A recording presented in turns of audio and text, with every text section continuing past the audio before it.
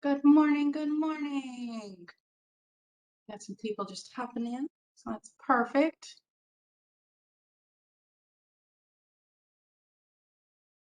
All right, I'm gonna wait until about like maybe 9:01 just to see those last minute signing ins right on time, just in case they have any issues.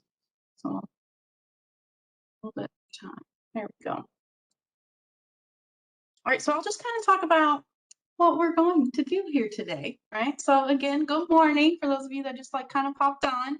I did recognize quite a few of the names that registered from some of my other classes. So thanks for being here. I'm so excited for you guys to join us for our first ever Coffee with a Consultant free webinar. So we're going to be just doing hopefully a lot of these in the future on random different topics that can pop up and just give you a little bit more of a in-depth perspective to provide you with that education that you might need as you're going through those inspections with your regulators and what to expect during the inspection report, that conversation, how to comply, will it lead to enforcement, kind of what to expect in that scenario. So just really quick about me while I'm talking about that topic. So it doesn't actually let me change my name in the little chat bar there. So it's going to continue to say NES, but my name's Natasha.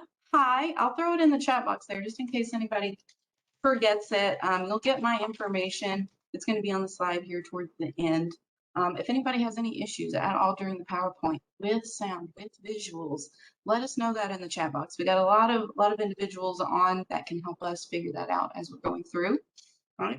So we're just going to have a nice little discussion today. So I actually used to be a regulator. So I worked for a Coupa. If you're not from the environmental background and maybe you're here for more of the safety side of things, that's great. Well, I'll do a little comparison as we're talking about those different topics. But I was a Coupa regulator myself for Sacramento County for a few years. So I am going to base most of my discussion just off of my experience and my framework. But we do have other consultants here as well. So if you have questions as I'm going through this material, feel free to throw that question in the chat box. We're going to save some time at the end for a question and answer section. So you can definitely save your question for then. But we do have other individuals that can kind of answer that as you go in case you're worried about forgetting. Okay, so you can just throw that in the chat box at any time throughout our discussion. So with that, I'm just going to dive in. Our goal is to talk about the topic for a little bit. We will not exceed an hour, so it might not be that long. We'll just kind of see how it goes. This is our first one, so we're testing it out. We'll see how it goes. All right. So excited you guys are all here. Welcome, welcome. Let's get going. So our outline for today, effective communication with your regulator is going to be our main topic.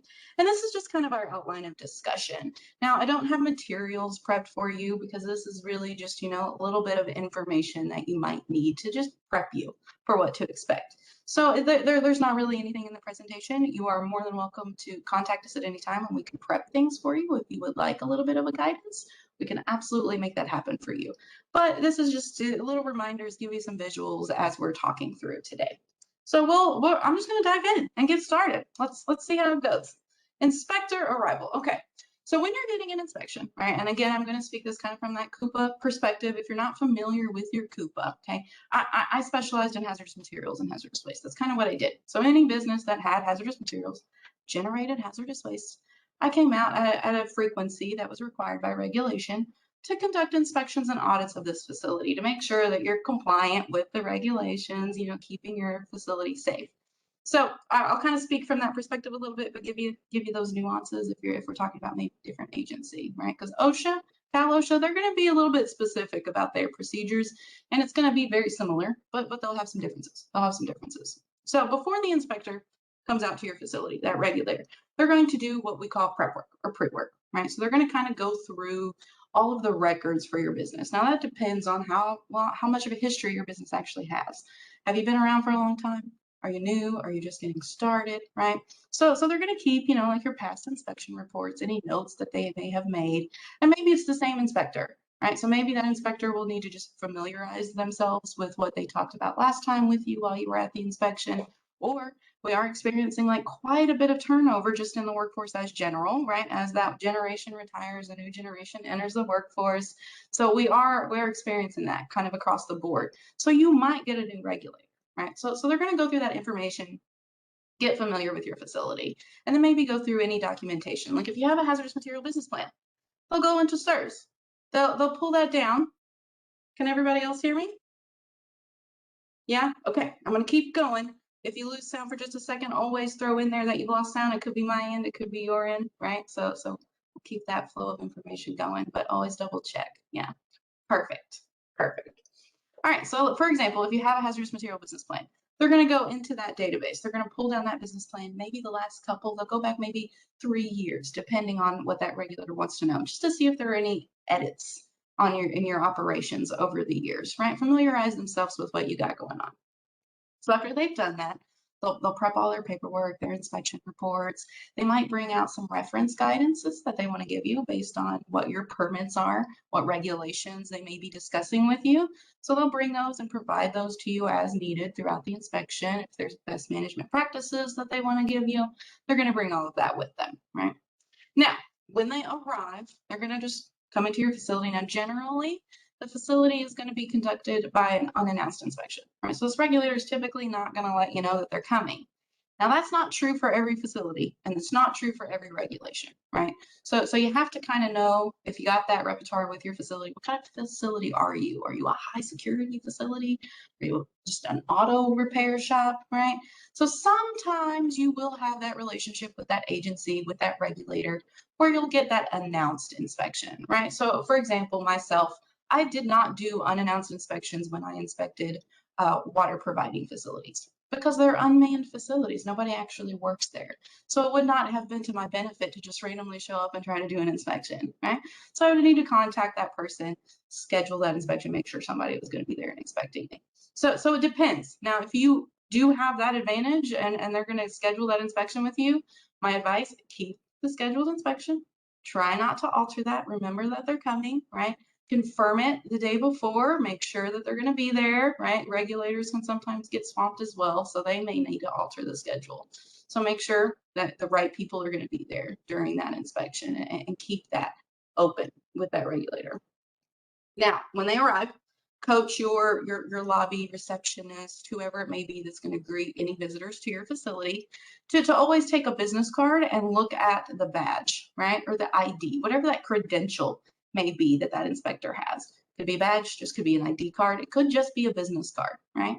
Now coach them to go ahead and get that business card, ask what you're there for, bring that information back to you as that facility representative, whether it be over safety, environmental, maybe you're just in management, right?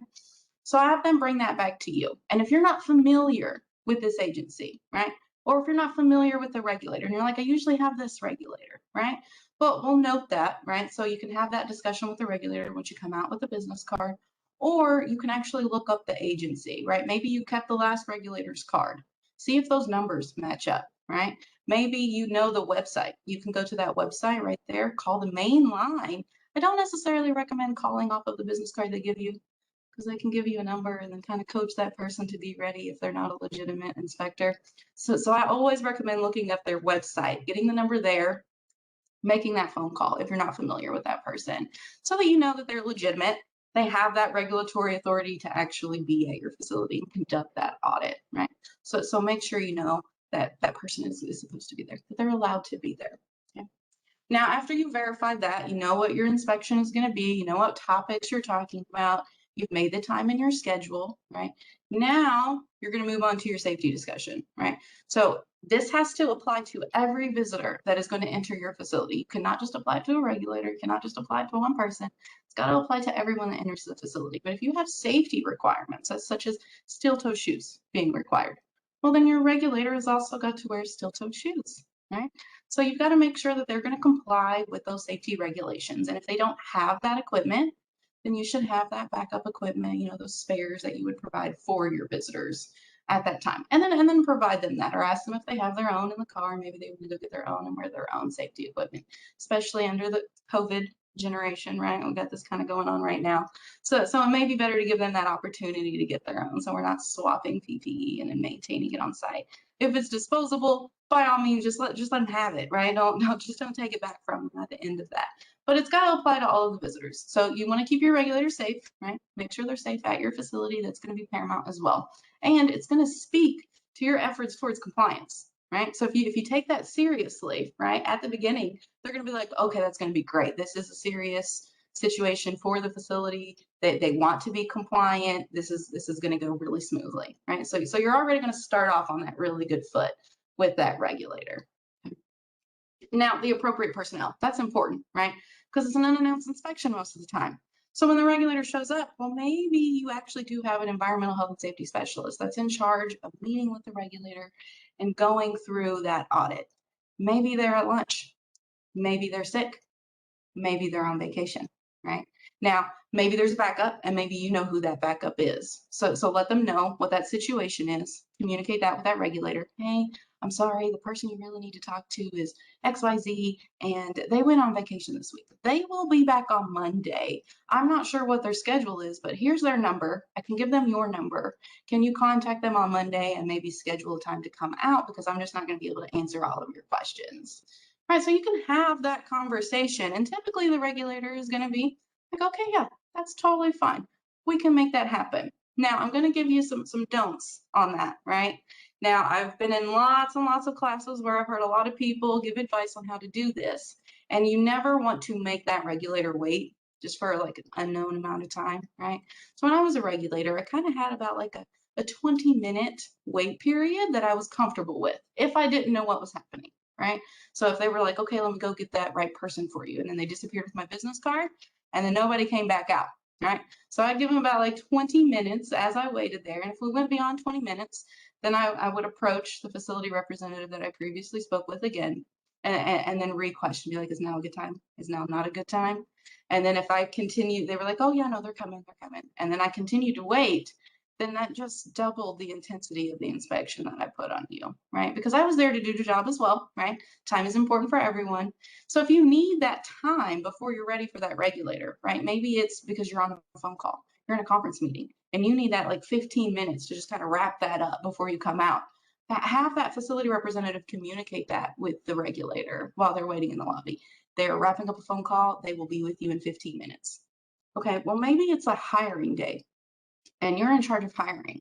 I've actually had facilities when I was doing an inspection and it'd be a hiring day and they actually canceled all of the interviews and did the inspection with me. I did not know that until the end of the inspection. Otherwise, I would have said, no, no, no, no, I will come back another day.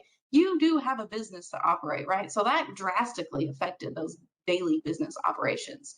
Your regulator should never drastically affect your daily operations, right? You should still be able to conduct your business smoothly, thoroughly. Try not to cancel anything like that and communicate that with that regulator in the beginning. Hey, I have 4 people coming in for interviews within the next 4 hours and I am just not going to be able to devote that time for the inspection right now, but I can do it tomorrow. If you come back tomorrow at any time, I will be available, right? Have that free flowing discussion, right? If you're upfront, it's going to be received a lot better, instead of just them waiting, and then the microscope coming out when they come out to do your inspection, right? Because that's typically what's going to happen. It's typically what's going to happen. Okay? All right, then at that point, we're going to move on to the sidewalk, right? We're going to move on to the sidewalk. You've got that appropriate personnel. They're ready. Your regulators suited up in PPE as well as you to keep you safe during your inspection, right? So you've got some things to know here. Now the route of travel that you're going to take, right? That is going to be dependent on the regulator, right? Dependent on the regulator. So for me, I always wanted to go from the beginning of the processes to the end of the processes at the facility when I conducted an inspection. Each regulator is going to have their own preference, right? You're going to have a regulator that's like, okay, your hazardous waste storage area is here. Let's start at your hazardous waste storage area, and then that will give me pointers on what else I would want to see in your facility. So every regulator is going to have their specific way of conducting that inspection. My advice to you is do not guide them certain directions, right? So anytime somebody tried to take me a direction away from a door, away from an area, a scenario, well, I just wanted to see that even more, right? So don't try to guide them, right? So the best thing to do is just kind of ask them, where would you like to start on the inspection? They may even like to start with document review, right? Now for me as a regular, I wanted to do document review last because walking the facility kind of let me know what documents to expect you to have so that I could ask for those later, right? So typically that's how that's going to go. Ask them where they want to go and then allow them to make that decision. Now throughout this, I've got safety on there again, right? So safety is going to be paramount this entire time. Throughout this site walk, going through your facility, you should take seriously the safety of yourself, your employees, and the regulator. So as you're going through this, if you see one of your facility personnel not following your safety procedures protocols, go ahead, pause the regulator, ask them for a second, go over and communicate that with them. Hey, we're conducting an inspection right now. Can you please go get your PPE, follow this, whatever it might be, right? Kind of make that correction, right? Even if that regulator is right, even if the regulator hears you, again, it's going to speak to your efforts towards compliance. They're going to see that you're taking that seriously, right? And then you've got to be cautious with your regulator as well. They're not going to necessarily be familiar with your facility operations. So if you got a forklift area and they're running all over the place, right? Make sure you let that regulator know before you're in that area. Hey, we've got forklifts here. This is where the safety zone for walking is. So please stay in this lane and then kind of follow me as we cross certain areas, right? And then just give them those pointers. Hey, watch your step here, right? Make sure they're aware if it's a certain area where they would need earplugs, but they don't need earplugs throughout the whole facility. Make sure you're letting them know, okay, we're about to enter an area where ear protection is required. You're going to want to put those earplugs in before we go in the store. All right, so keep that safety at the front of your mind the entire time during that inspection, right? Keep that there, keep that going. Now they're going to ask questions. They're going to ask questions and they're going to want to talk to your employees, okay? Now, the regulator already knows the answers to 90% of your questions before they ask them, okay? There's going to be a few that they don't know the answers to because they really are trying to gain what's actually happening with an operation, right? Now, they may not even be familiar with what your facility is actually doing, right? If it's a safety inspection, they're familiar with the safety perspective, but maybe they don't actually know what you're doing at your manufacturing facility, your production facility, right? So they may be asking some questions where they really don't know the answers. But if it comes to like procedures, regulations, what are the requirements that you may have in that regulation? They already know the answer, right? They're gauging your knowledge. They're gauging what your procedures actually are. Are they going to match up with those regulatory requirements? Do they match up with best management practices? Are there other best management practices that are actually deemed better for that situation? And maybe you're not familiar with those technological advances. All right, so all that's going to come into play as they're asking those questions. And as you answer them, don't lie, right? If you don't know the answer, you don't know the answer. Maybe there's a better person that knows that answer. Maybe you've only been with the company for 6 months and now you're in charge of this and you're still kind of learning everything, all of your procedures, your protocols.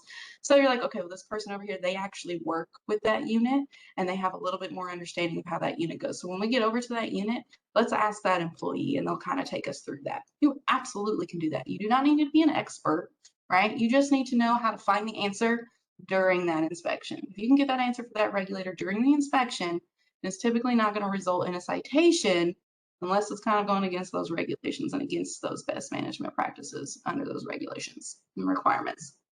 Now, when they're asking questions to your employees, okay, there's going to be some do's and don'ts here as well, right? Your employees absolutely are allowed to have questions asked by them of the regulator. If you are a unionized workforce, they are allowed to request their union rep be present during that questioning.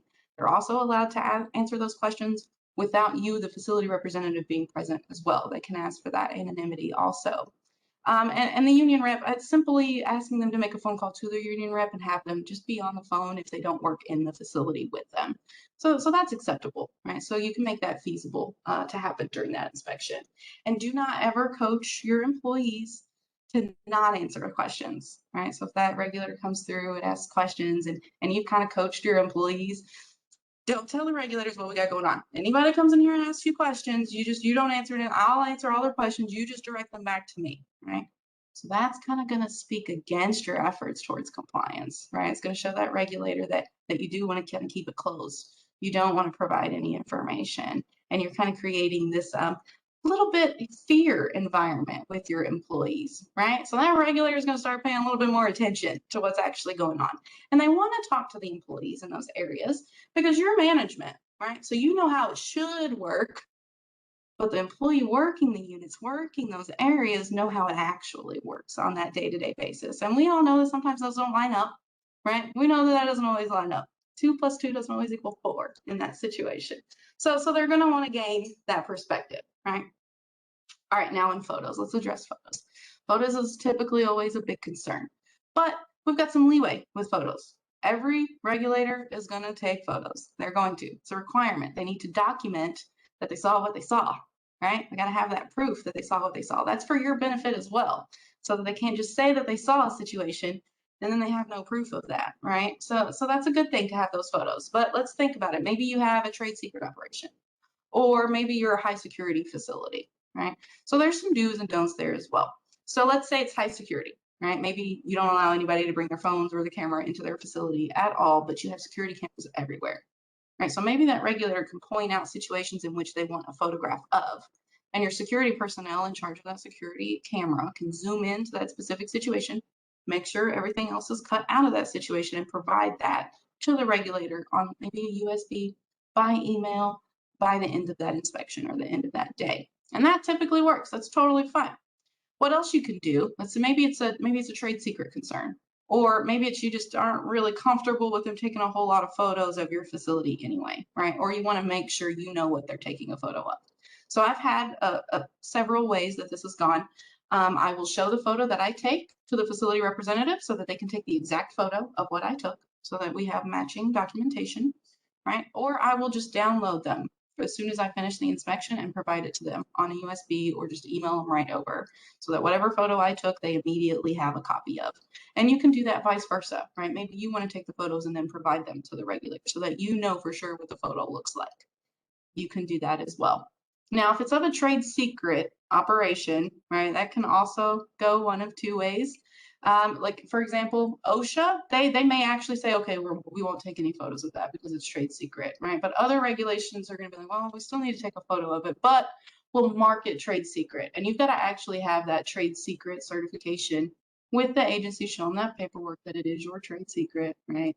And then they'll be able to mark that in all of the photos and all of the documentation, so that if there is a public access request done with that agency on your facility or about that topic, that information will not be provided.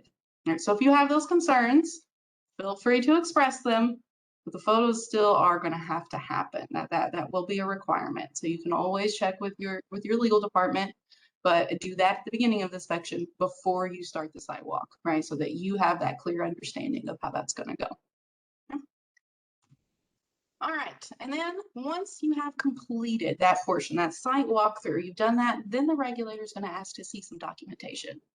Now, based on what they see, they are going to be looking at different documents, asking you for different documents, right? So they'll be taking a look at everything that they saw, going through their notes and be like, okay, I need to see your training records for this. I need to see any of your inspection logs that you have done throughout the last month, throughout the last year, whatever that retention requirement may be. So as a CUBA regulator, I had a 3-year requirement, right? So we came out, we did an inspection every 3 years. So we looked at documentation for everything that we needed for the last 3 years, right? But there are documents outside of that 3-year requirement as well, right? So hazardous waste tank assessments, those were good for 5 years, right? So you'd have to keep that document for 5 years. Now, my recommendation here for your presentation and that availability of documents, they really need to be available at the time of inspection, right? So maybe you've actually got to kind of hunt it down a little bit. You can't find that exact document.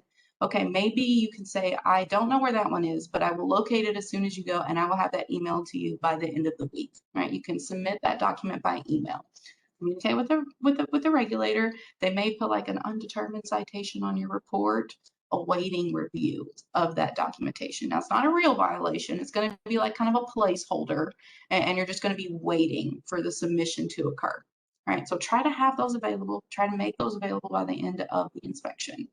And then the presentation. So this is actually going to speak volumes to your inspector. Your presentation of documents.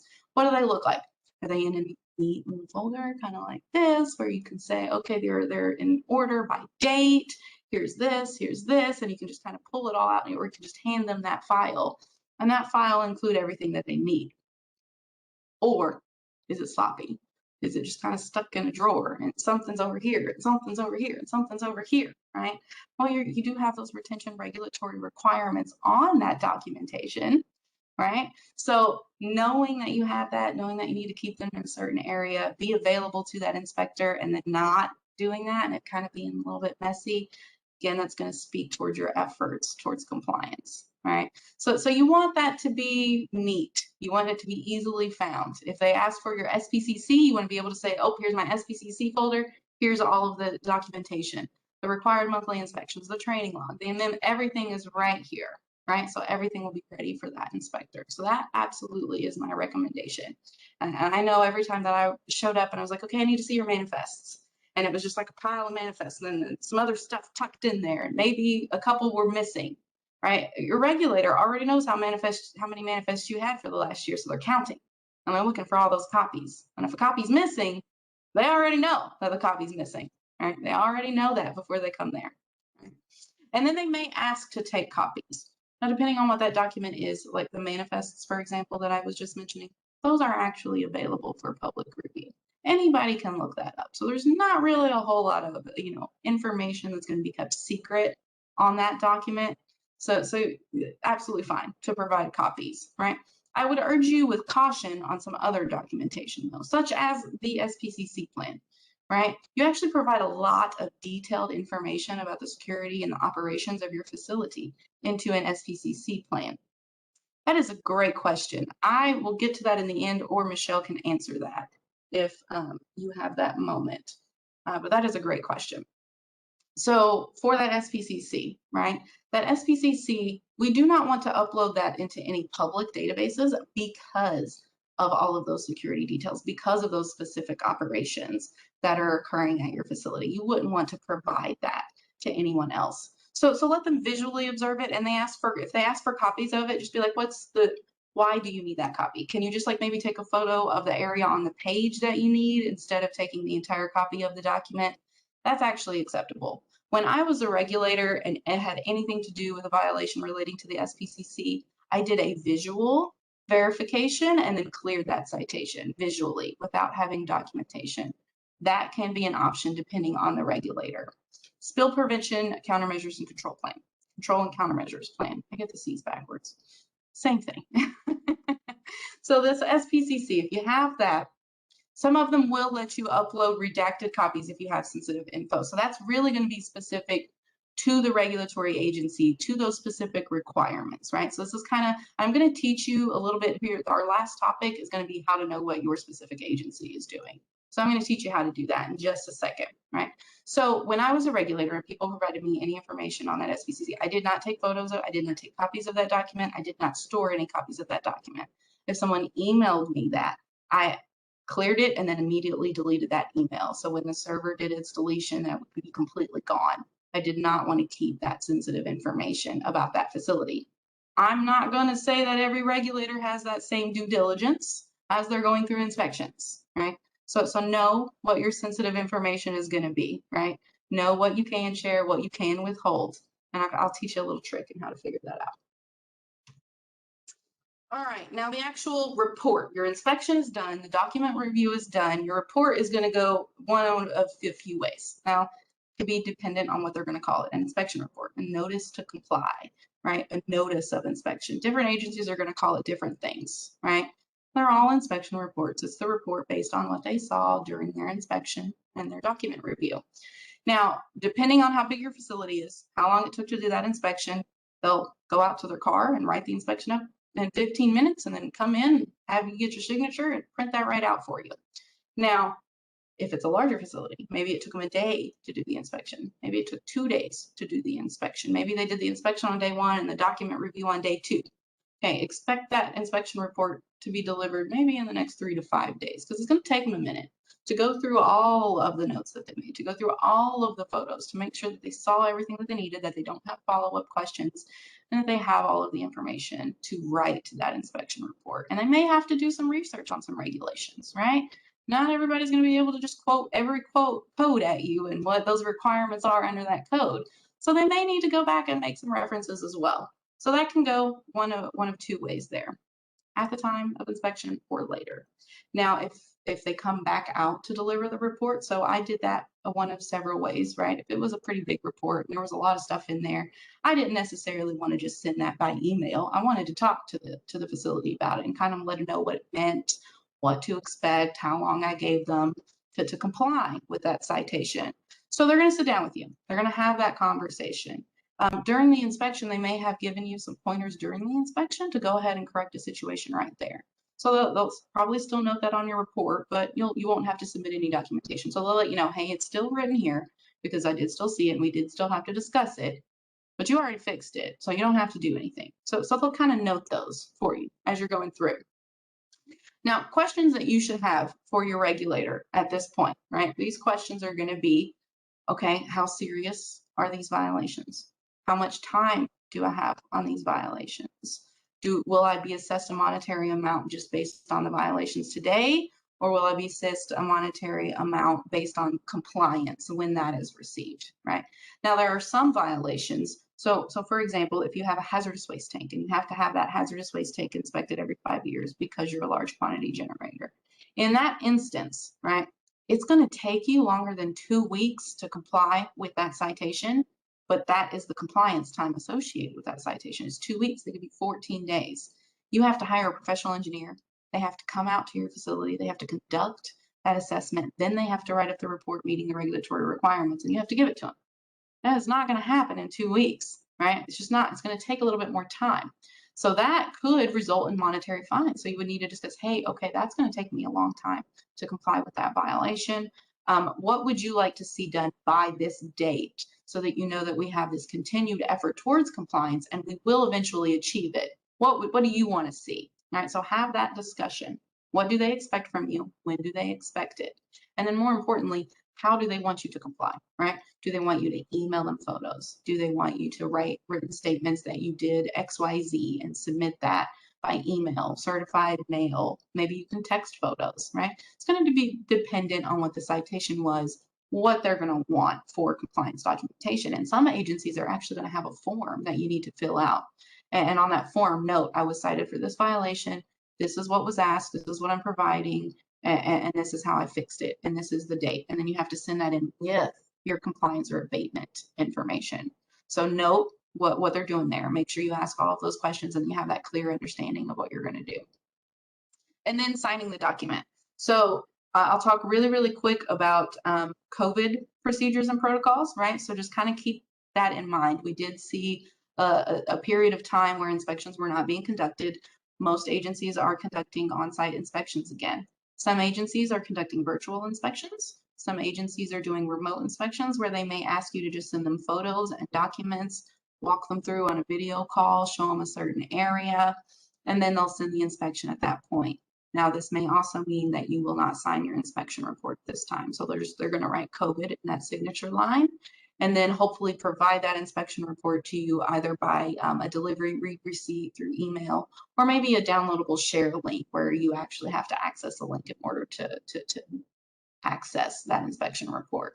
So don't be afraid of not signing your report right now. That is for your safety and the safety of the regulator. So that can be a little bit changing right now. So I encourage you to just go to your regulator's website if you're expecting an inspection so that you can know what the procedures are. Are they out in the field doing inspections? Are they not, right? Like, so OSHA regulators are really just doing remote inspections, reaching out saying, hey, submit this, and this, and we'll kind of talk about it. So, and then the inspection take a little bit longer that way, but they're kind of doing it that way.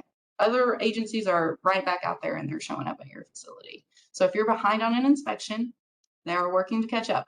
They're working to catch up. So beware. They're still coming. They're still coming. They didn't forget about you. I promise. Did not forget. All right, and then that compliance submission. So just again, reiterating, you're going to have a specific timeline. Right now, most of you, it might not be your job to submit compliance documentation, work with regulators on a daily basis. Maybe you're just the operations manager. So you've got a bajillion other things that you do on a daily basis. My advice is immediately take that report and go mark your calendar so that you know when you need to submit that by, right? Because failure to submit, right, that starts that clock on the enforcement. That starts the clock on the enforcement. Now they're like, okay, there are no efforts towards compliance, right? So if the facility is going to do a reinspection, they'll come out and do a reinspection, right? And they don't have to tell you about those either. So you got to know the procedures. Do not miss your compliance deadline. Do not miss your compliance deadline, and make sure you know that proper documentation. If they have extra documentation to submit on top of your compliance information, make sure you include those forms. All right, now just to give you a little brief, this is going to be the last little topic that I talk about. Now, I'm not going to go specifically into enforcement actions, right? Now, every agency is going to have a procedure and a protocol document, an inspection and enforcement plan, if you will, on how they're going to conduct the inspection, what you can expect from the regulator, what those timelines are going to be. If there are enforcement actions, what are the penalties and how are they assessing those, right? So every agency is going to be a little bit different. Their authority is going to come from a different hierarchy and a different structure on those penalties, right? Now, me being from Sac County CUPA, I'm the most familiar with their procedures and protocols, and the availability of the document is really easy. So that's the one that I'm just going to show you really, really quick. And there's a couple of pages that I've highlighted just to show you what information is actually out there and available. Okay. So let me just slide over my Adobe here. All right, so this is their inspection and enforcement manual. So I just got a couple of points here that I'm just going to point out. We're not going to really go through it, right? Just showing you that this document does exist. Every agency has a set procedures, and they have to adhere to this. They have to adhere to it. So knowing what to expect, this is written somewhere. This does exist. So the frequency of inspections, right? So I said most of my inspections, I came out once every 3 years. So this document tells me what type of permit do I have? When can I expect an inspection? Right, and if I have multiple permits, then maybe those inspections will occur at the same time if that frequency is the same, right? So the frequency of inspections that I can expect to have. What are the actual inspection procedures? This is going to take me through what they're going to do. The pre-inspection procedures, doing that prep work, reviewing your documentation, the on-site procedures. What are they going to look at? What are they going to do? Are they going to request documents? Are they going to take photos? All of this is going to be detailed right here. The compliance timeline, depending on the permit, the program, the regulation, how long do they have to give you to comply with that citation? It's going to be written in there. We've also got the inspection follow-up. So what to expect after they've written an inspection. How long do you have? When are they going to reach back out to you? Well, what can you expect to happen with that communication? Then they're also, this just has a nice little table that details all of that kind of out as well. What would that documentation be based on the program? What are the procedures they're going to do? Nice little chart detailing that out right here. Now, the HMVP completeness check. So if you had a hazardous materials business plan, this is all done by the agency. They're going to do this without talking to you at all. So how are they going to do that? What are their procedures for reviewing your documentation that you submit to them? They're going to detail that out. Then the enforcement actions. Okay, what is their regulatory authority? What kind of enforcement actions are they going to conduct? Right. So the CUPA authority was administrative enforcement orders. Right. So what are those administrative enforcement order processes, procedures? How long can I expect that to take? What documents am I going to receive? How long will I have to respond to those requests for enforcement actions? Right. Now, re-inspections. Not every agency is going to do this, but re-inspection will happen if you fail to comply and you have a lot of really dangerous or egregious citations. They're going to want to come out and make sure that you've corrected that situation. If you didn't talk to them at all, they're going to come back out. And typically a re-inspection it's typically at your cost under the permitting agencies because it's not included in your regular permit fees. They spent more time on your facility because you failed to comply. Right, so they're going to charge you for that. They're going to charge you for that. It's a great question. Some CUPAs make it available online. They should all make it available to the public. Finding it, that's the tricky thing, right? So I can share Sac counties with you because it is really, really easy. So I will do that at the end. Yes. Now the penalties will be the last thing that I kind of bring up here, right? So what would be those penalties? And for the CUPA programs, it's based on the permitting structure, right? So the penalties, what is the matrix for hazardous waste violations? What is the matrix for business plan violations? How are they going to fine you if you fail to report? How are they going to fine you if you're CalARP? How will they fine you in under APSA? And how will they fine you under UST, right? So this is how they're going to assess what to actually put in that administrative enforcement order, right? So all this information is available for you. Absolutely. All right. Now, that's really all I've got for you on just the overall discussion, what you can expect during an inspection. So with that being said, feel free to hit me with any additional questions that you might have. And I'll get that webinar link, that web link for you right now on where that inspection and enforcement is. Any questions? Feel free to unmute or utilize the chat box. Anything that I didn't talk about or that I went over really brief and you want maybe a little bit more in-depth knowledge on, we've got maybe about 10-15 minutes for questions. So any topic is up for grabs, anything at all. Perfect. Thank you so much. Save me from having to. be in the chat box. That link will be. I'll stop talking. I'll give you a minute to think about your questions.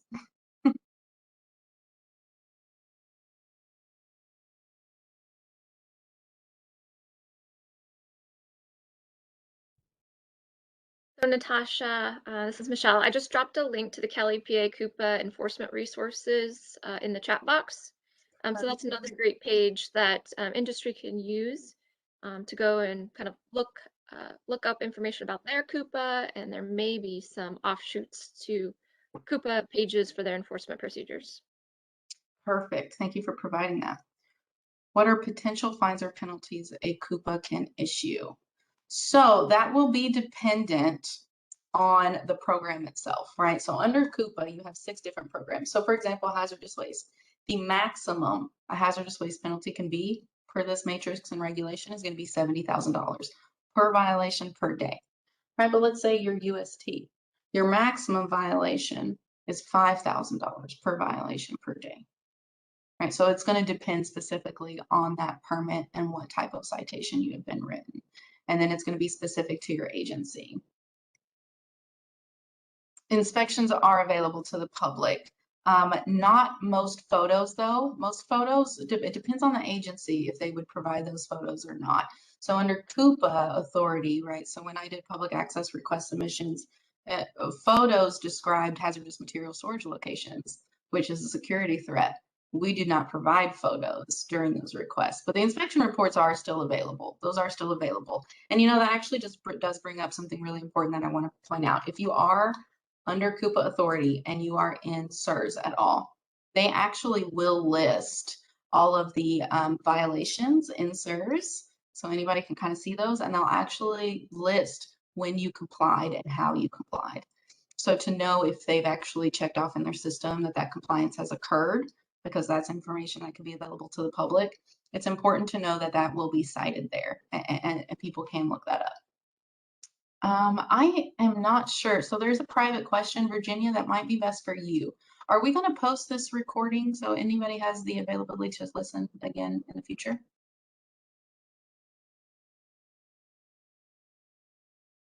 Yes, I believe we are recording this webinar, and we will go ahead and start the process of making that available to our participants. If they want to reach out to us and request that, that is totally fine. We will handle that for them. Absolutely. Do you care to throw the registrar email or what Sure, whatever can email you would like to be utilized for that request? Yep, In I the will chat? do in just a moment. Perfect, perfect, perfect, perfect. Any other questions? Those are very important points to make. Any other questions that we have? I have one, Natasha. Mhm. When you were with Sacramento County, did you use the California Cali PA regulated site portal at all prior to inspections? Or is it really just documents within the? I didn't, but that's because Sac County is kind of unique, right? So most regulating agencies do not keep inspection notes. Sac County keeps inspection notes. We save all of our inspection notes. So anything that a regulator notes about that facility, we keep that. So we have a really in-depth knowledge in our own portals on what's happening with that facility. And then we had like a separate area that we could all access and put notes about the facility, right? Like if we had a combative issue or if there was a safety concern for that regulator, we would kind of note that there. So we could use it. We did have that availability, and other regulators may utilize that, but I did not, just because of our own procedures. Now, most agencies are not going to keep inspection notes. They use those to write up the report, and then those just go, and they don't exist ever again. It depends. I wish that I could say that agencies did crosstalk more with other agencies if they see violations, but honestly, they really don't. Like a government doesn't play well with each other for most circumstances, right? Now, when I was with the Coupa in Sac County, I worked specifically with the cannabis industry coming into play in those regulations. So I actually was able to create a Sacramento Cannabis Task Force, and all of the agencies involved in regulating that industry we actually met quarterly and we did discuss what violations were important to us. And if you see these at facilities, let us know. And who are the bad actors? What do they actually got going? What are you seeing? And we did have that free flowing discussion. And every agency, every regulator does have the availability to make that public complaint or to refer your facility, if they don't have the authority of those regulations, to that proper agency. But then you've got, okay, do they have that time? Do they have that communication with that agency? There are a lot of times when I was a regulator that I would push things to a proper agency, but then get no response back from anyone at that agency. So yes and no. Yes and no. Yeah, they should be. They should be, but not always. And there was a question about how do they know how many manifests you have, right? So DTSC has the hazardous waste tracking system. It's going to be hwts.dtsc.ca.gov. And they actually have a login availability to go into this system as a Coupa and actually pull how many manifests did you have that year? What were the waste codes you shipped off? What tonnage? And they're going to be expecting all of that to match when they come out to the inspection. So they're going to do that before they show up so that they know how much waste you're generating. Is there an instance of non-compliance? Can you expect a follow-up inspection? Pretty much, yes. Pretty much, I would say yes to that as a blanket statement, but it also will depend on the gravity of the violation. So if it was like a major citation, then they really want to make sure that you've complied with that. If it was just like a couple of minor things and it was documents, they may just like hound you by snail mail or email and be like, hey, I'm still waiting on this document. Hey, I'm still waiting on this document. So it's really just going to depend what were you cited for, and also speaking to the availability of those regulators. Do they have that time to come back out? But I would say generally, yes, you can expect a follow-up inspection. They call those re-inspections. So yes, I would say that is true.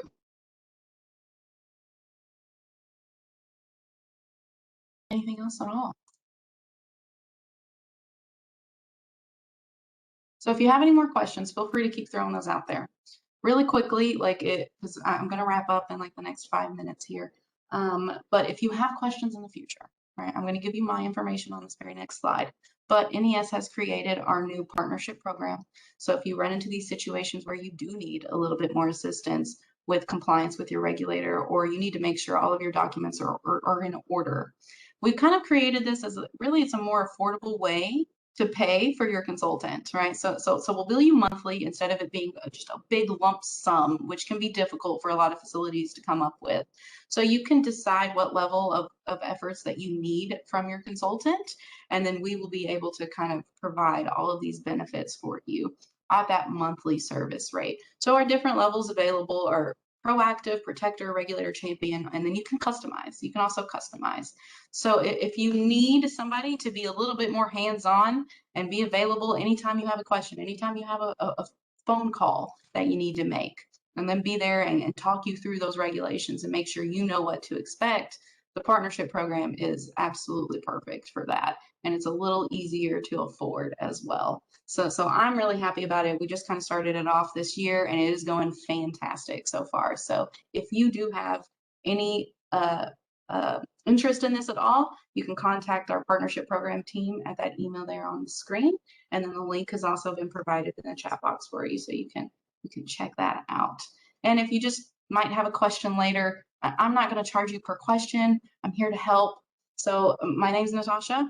I am an REHS. I can help you with a lot of things. This is my cell phone number. Feel free to contact me. I'm generally more available by email. I'm also a millennial. Who likes to talk on the phone? Nobody, right? So email is amazing. But I'll talk to you if you really want me to. So any more of those questions or any comments from anybody else? Like, we've got a lot of consultants on here. If anybody else wants to throw something out there, I'll kind of give you the reins.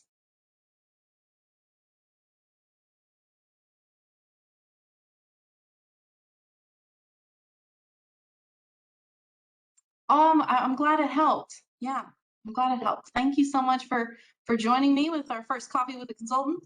Feel free to keep up with us on all of our social media accounts on Facebook, LinkedIn, Instagram. We'll be advertising a lot more of these in the future. Be very similar to this. It's not always going to be me. We got a lot of specialists, a lot of experts that can talk about a lot of different topics. So keep up with us. We'll be there. We'll be here.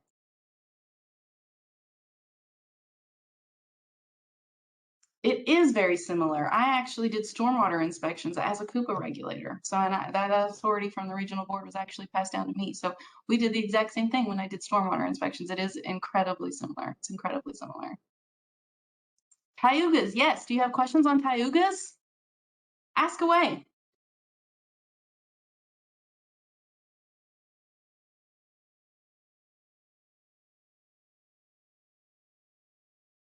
Absolutely. Send your questions right over, and we'll be happy to help you out with that.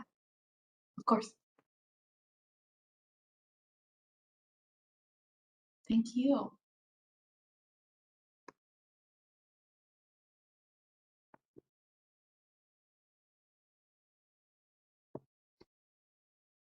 All right.